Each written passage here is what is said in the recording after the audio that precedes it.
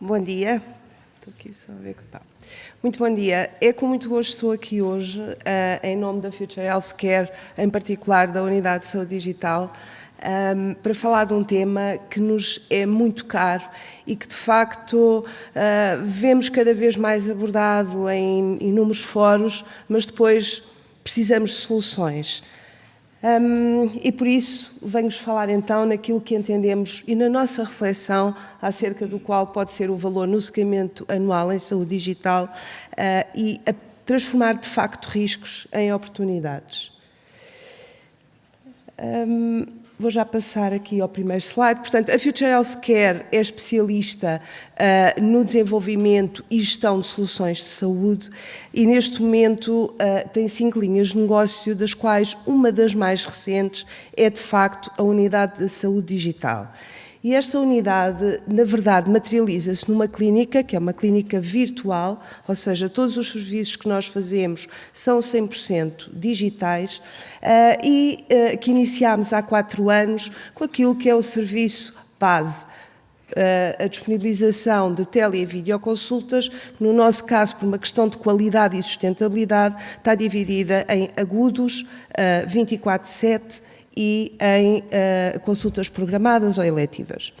Mas é claro que a saúde digital tem uma enorme potencialidade e, portanto, também desde logo, e temos o privilégio de poder colaborar com a FH Technology na plataforma que usamos para fazer as videoconsultas, mas que pretende ser uma plataforma de aproximação e de interação ágil entre as nossas equipas clínicas e os nossos clientes. E, para além disso, claro também que integramos dispositivos médicos e o nosso foco é muito abranger a capacidade à distância. Há um ponto muito importante, claro, numa avaliação, que é um exame físico dos nossos doentes, que muitas vezes é absolutamente necessário e, portanto, este dispositivo que nós adotamos permite a auscultação, a observação do ouvido, etc. Uma série de exames que não substitui, mas que aproxima muito aquilo que pode ser um exame médico à distância. Mas para conseguirmos perceber qual é o nosso caminho, e é para isso que eu hoje venho aqui partilhar um pouco convosco, e perceber como é que a saúde digital de facto pode acrescentar valor e não só pôr uma câmara à frente daquilo que é um serviço presencial, é importante nós percebermos o contexto em que vivemos. E acreditamos que existem pelo menos 3 desafios extremamente importantes em Portugal e no mundo.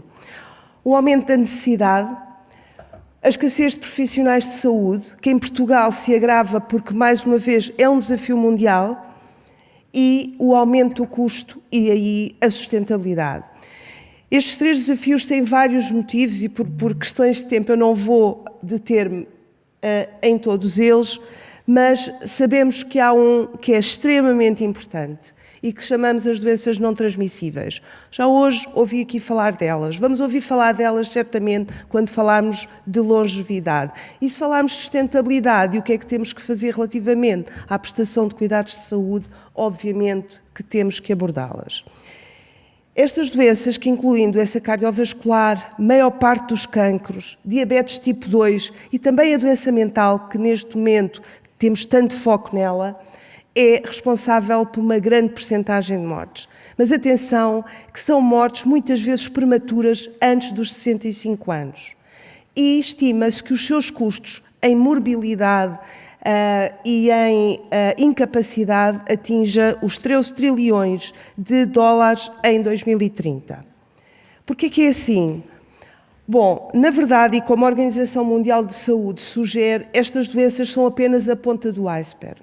Elas dependem de fatores de risco como a tensão arterial, as alterações da glicémia, as alterações dos lípidos no sangue e o excesso de peso e a obesidade, que, por sua vez, dependem de determinantes comportamentais que têm a ver com o estilo de vida e com o ambiente. Portanto, o estilo de vida impacta o bem-estar, mas é aquilo que nos faz, de facto, muitas vezes prevenir doença. E, em última análise, claro, nas determinantes sociais. Mas também há aqui uma ótima notícia, é que se nós abordarmos este nível, estamos a impactar em todas as doenças. E o que é que acontece se as abordarmos? Eu trago-vos aqui este exemplo que é muito interessante e convido-vos a ler a origem, é um artigo da Harvard Business Review, do exemplo da Kaiser nos Estados Unidos. A Kaiser avaliou o grupo de pessoas na sua carteira que correspondia a 50% dos custos e verificou que eram 5% dos doentes. Interviu neste grupo e aquilo que foi o resultado foi melhorar a qualidade do serviço prestado, mas sem redução de custos. E foram perceber porquê. Na verdade, verificaram que isto é um grupo heterogéneo de pessoas, que neste grupo 1/3 correspondia a pessoas que tinham eventos catastróficos e que eram imprevisíveis. Outro terço eram pessoas que tinham doença não transmissível ou doença muito avançada e grave. Imaginem, por exemplo, um doente com uma insuficiência renal terminal. E um outro grupo que eram pessoas com uma ou mais doenças crónicas, mas que podiam ser melhoradas.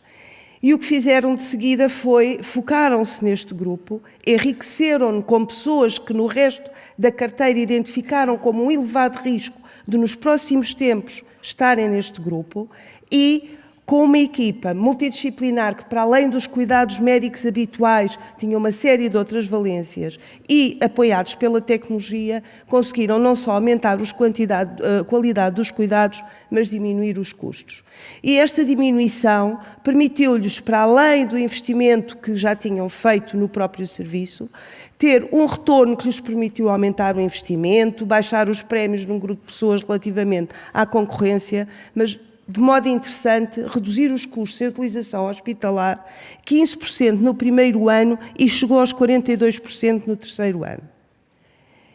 E como é que estamos em Portugal? Em Portugal temos 50% da população tem um fator de risco. E isto é um enorme risco, é verdade, mas é uma enorme oportunidade também. Sabemos que uma parte significativa da despesa direta ainda é das famílias. As pessoas com seguros de saúde estão a aumentar à medida que o acesso aos cuidados de saúde no Sistema Nacional de Saúde é mais difícil. Portanto, parece-nos a nós que este contexto, conseguindo abordar este tipo de condição, significa realmente uma grande oportunidade, seja porque já temos estas pessoas sobre a nossa alçada, seja porque não deixa de ser uma oportunidade bastante interessante. E para isto, aquilo que refletimos é, e obviamente estes eixos se interagem, é que precisamos de um modelo clínico que se ajuste a tratar este tema. O modelo clínico que nós temos de prestação não foi desenhado para este tipo de condição na prevalência que existe. Para conseguirmos acompanhar este tipo de doente, nós temos que ser próximos, contínuos, ágeis, acessíveis. E isso é muito difícil fazer com um modelo presencial. A facilitação pela tecnologia, que obviamente numa primeira fase e que está a entrar francamente, já foi aqui falado a inteligência artificial na saúde, tem uma série de desafios, mas no que diz respeito à facilitação administrativa é extremamente importante, porque conseguimos focar os profissionais naquilo que eles têm que fazer e novos modelos de financiamento e novos modelos de pagamento. Este tipo de interação e de abordagem não é passível de ser feito a contar atos médicos. Na clínica nós já tínhamos lançado aquilo que são os PECs de saúde e que, na verdade, são o primeiro passo para um modelo baseado no valor. Trago-vos aqui o exemplo daquilo que é o PEC da obesidade. A ideia é que quando as pessoas entram no PEC, têm acesso a uma série de profissionais que tratam aquela condição, mas a ideia também é que nem todas as pessoas precisam do mesmo número e das mesmas valências num programa para tratar a mesma condição.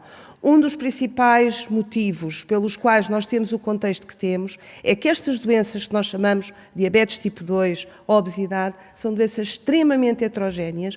Neste momento já conhecemos vários subfenótipos destas condições e temos que conseguir ajustar os cuidados. Isto é extremamente complexo de fazer, claro, mas é esse o caminho e essa a reflexão que estamos a fazer. Muito rapidamente, se eu tiver 2 pessoas com obesidade, imaginem uma pessoa que está sob um elevado stress e todas as noites, nesse stress, tem um aumento de apetite e acaba por ingerir um pacote de bolachas, e outra pessoa que era uma atleta de alta competição e que começou a trabalhar e deixou de poder fazer o exercício. Estas 2 pessoas vão comprar pontos, o PEC funciona por pontos, e a equipa, que é multidisciplinar, vai ajudá-los a fazer o percurso que é mais eficiente para ela. Portanto, a ideia é, com os mesmos recursos, a personalizar a jornada àquilo que cada um precisa. Isto está a ser muito interessante, é bastante útil em muitas situações, mas ainda não é o nosso objetivo final. E por isso quisemos então... peço desculpa, já. E por isso quisemos dar o passo em frente. Queremos conseguir fazer aquilo que é o acompanhamento anual de uma pessoa, que se foque, ou de uma carteira, que se foque nos fatores de risco e nas doenças não transmissíveis, sendo que é um dos principais problemas de saúde em Portugal e no mundo, e aquilo que nós conseguimos, de facto, também fazer com qualidade à distância, e agarrar numa série de valências que já deram provas de ter benefício, mas integrá-las e entregá-las a cada um de acordo com a necessidade. E, portanto, ir para aquilo que é a equidade.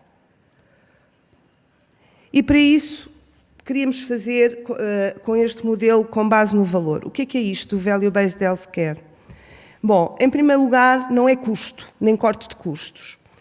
É avaliarmos os resultados em saúde, resultados clínicos e de processo mais puros, mas os resultados que importam de facto aos doentes, e fazermos esta razão entre esses resultados e os euros gastos. E depois, para além disso, temos que acautelar que aquilo que são as expectativas dos diferentes stakeholders estão cumpridas e que estão envolvidos desde o início. Muito importante, os doentes ou as pessoas, quando ainda não têm doença, temos que identificar e reportar, medir e reportar os resultados que são importantes para eles. O que é que isto quer dizer? Eu, se tiver um doente com uma hipertensão, posso ter o valor da tensão muito bem controlada, mas se esse doente, para ter esse valor, não conseguir sair de um sofá ou de uma cama porque tem tontura, não é um resultado interessante. Não é um resultado interessante para aquele doente. E isto é muito importante também do ponto de vista de mudança de mindset também na clínica. Depois, envolver também o doente. Ter condições muito bem definidas para podermos, obviamente, dentro daquele grupo, prestar todo o cuidado e fazer todas as medições. Portanto, ter uma condição médica ou um grupo homogéneo desde o início e, claro, ter em linha de conta aquilo que é a condição inicial do doente. E disse-vos que o value-based não significa, não é igual a custos, mas é claro que os custos são muito importantes. E, portanto, temos que garantir que aquilo que estamos a fazer é sustentável e ir para modelos de pagamento alternativos em que o prestador seja pago pelo valor entregue.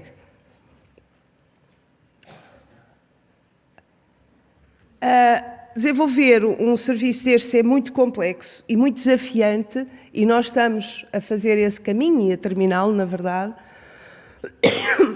Peço perdão, mas gostava de partilhar convosco só aqui alguns dos principais desafios e fatores críticos de sucesso, e terei todo o gosto depois, se entenderem, em discutir isto mais a fundo e também vos ouvir.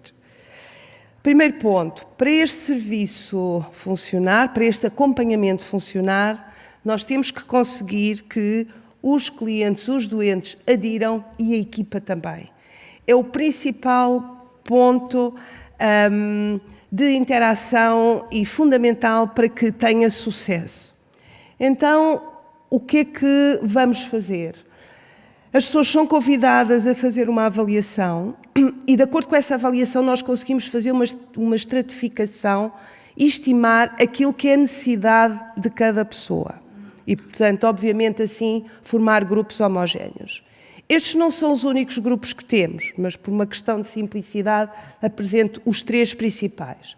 Pessoas saudáveis, pessoas com desmetabolismo, hipertensão, dislipidémia, portanto alteração dos lípidos, pré-diabetes, excesso de peso, obesidade, e as pessoas com doenças não transmissíveis já muito estabelecidas e que, na verdade, precisam mesmo de cuidados presenciais. Nós temos um caminho para qualquer um deles, com uma série de valências, mas hoje vou-me focar principalmente aqui neste grupo do desmetabolismo, onde nós acreditamos que o valor é maior. E, obviamente, temos que entregar valor a todos os stakeholders, mais uma vez, e para isto são definidas métricas e KPIs a atingir. Outro desafio muito importante são os dados.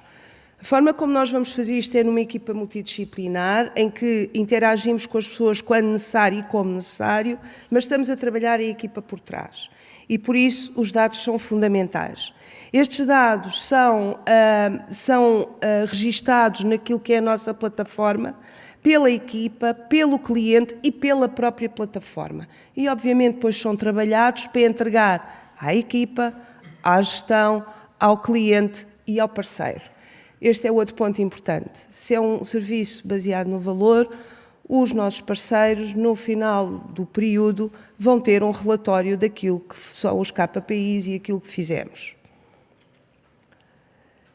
Vamos trabalhar, e já trabalhamos, na verdade, em unidades digitais de prática integrada, que é diferente daquilo que é o clássico dos serviços distribuídos por aquilo que é a valência do médico ou do clínico. Aqui temos equipas que crescem em rede, com as valências necessárias, desde a parte médica, as valências aliadas como nutrição, psicologia, coach, farmacêuticos, administrativos, gestores de saúde, trabalham todos em equipa. E, em cada momento, aquele que precisa, então, interage com o cliente, em nome de toda a equipa. E, portanto, se nós, enquanto nos cuidados presenciais, se eu tenho um doente com uma hipertensão, eu acordo com o doente, muda a medicação, vem daqui a 3 meses, mas estes 3 meses muitas vezes é muito cedo ou muito tarde. E aqui nós conseguimos ver essa tendência. Relativamente ao financiamento e modelos de pagamentos, foi outro desafio. Aquele que nós identificámos é do Harold Miller, que é um indivíduo especialista nestes temas e do Centro de Qualidade de Cuidados de Saúde e da Reforma de Pagamento nos Estados Unidos, e que nos mostra uma coisa que, enfim, sabemos, mas aqui está muito clara. É que nos cuidados de saúde, e aqui a branco está aquilo que normalmente é pago e que é necessário, mas há uma parte de cuidados que nós prestamos que não são pagas. E depois temos uma série de cuidados que são evitáveis, ou porque são desperdício, ou porque, se nós intervirmos de outro modo, essa doença não vem a acontecer. E, portanto, se nós conseguirmos, e na verdade os resultados da Kaiser mostram isso, se nós conseguirmos, através da integração de cuidados, ter um serviço que vai acautelar tudo aquilo que é feito, não em ato médico, mas com base no valor que também é entregue, nós vamos conseguir diminuir aquilo que é evitável e vamos conseguir, na verdade, ter uma margem de poupança. Aqui está o benefício para os empregadores, como sabem, também muito importante. E, portanto, como nós temos vários grupos, e isto é um modelo que normalmente é aplicado a uma condição médica específica, nós temos vários grupos, e isto foi um enorme desafio também. Aquilo que temos neste momento definido é, nós definimos aquilo que é a complexidade base, uma unidade de complexidade, e calculamos aquilo que é o esforço e, portanto, o custo. E depois, todos os outros subgrupos, nós conseguimos calcular por um multiplicador. Portanto, isto, na verdade, torna algo que é muito complexo em algo muito simples. E, por isso, temos um FII base onde já temos a inclusão de alguns serviços, já implica o seguimento de alguns clientes, mas depois, à medida que as pessoas vão aderindo, é muito fácil perceber, fazer este modelo. Como é que isto está ligado ao valor? A unidade de custo vai estar ligada e aferida ao valor entregue anualmente.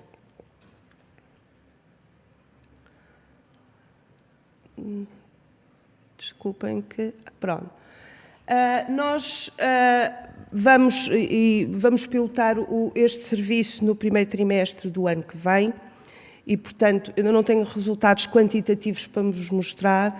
Daquilo que foi a nossa análise de projetos feitos, muitas vezes com alguns destes serviços ainda não integrados, esta é aquela que é a expectativa.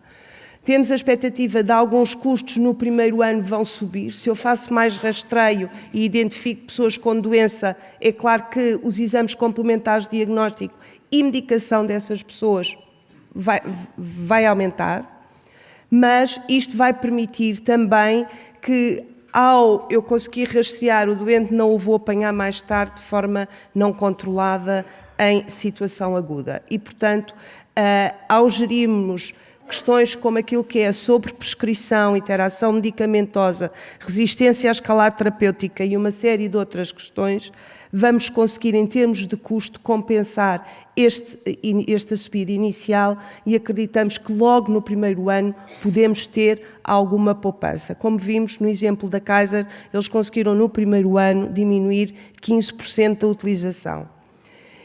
Mas depois, nos outros anos, isto terá, de facto, o seu reflexo, a par daquilo que também vimos na Kaiser.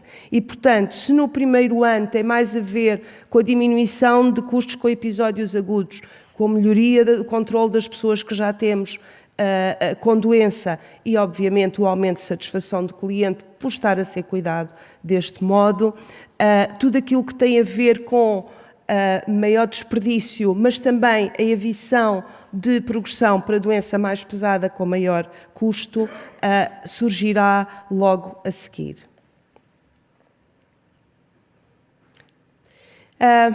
E vou terminar dizendo que o conceito de telemedicina é um conceito muito antigo e eu gosto imenso desta capa de 1925 da revista Science and Technology, que já se previa que um dia nós iríamos conseguir tratar doentes à distância, ainda não sabíamos bem como. Mas não é só a tecnologia é extremamente importante, temos que saber utilizar para criar novos modelos que são mesmo necessários para conseguirmos reverter todas estas situações, mas também a ciência. E a investigação nos últimos anos tem mostrado o quão heterogéneos são estes grupos e que o one size fits all não funciona. E estamos agora em condições de conseguir dar esses passos.